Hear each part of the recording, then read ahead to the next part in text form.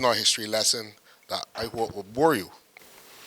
When I was a student at university many years ago, we started looking at the history of West Indies cricket, and I was not a history student. I didn't do history as a major at all, but I loved the game of cricket. And learned so many different things from looking at the history of the game. Why we play it? Why do we play this game, and how do we come to be playing this game? Why are we good at it as Bajans? Y'all ever thought about that?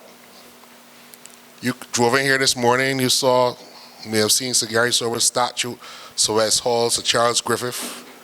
But we have cricketing knights and greats, names all around this stadium. They're not there only because they played cricket and did well for Barbados and the West Indies. Some of these men were actually great men outside of the game of cricket. I played for Pickwick, and I remember my uncle who still lives in Canada, saying to me that my grandfather probably rolling in his grave that I left Cornwall School and go and play for Pickwick. Because when he was at school, there was no concept of playing for Pickwick. We buried in 2020 the great Sir Everton Weeks. Played 10 years for the West Indies between 1948 and 1958.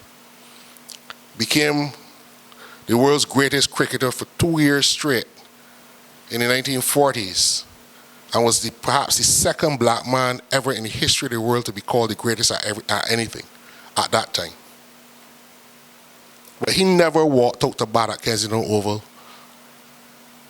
on the field through the gate at Pickwick Club.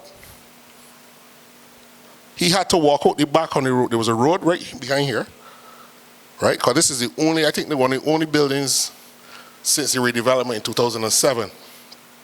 So he would have walked out the pavilion, walked out on the road, and walked between the two stands to go and bat every time he played for Barbados and the West Indies. Because that gate was only to be used by the whites.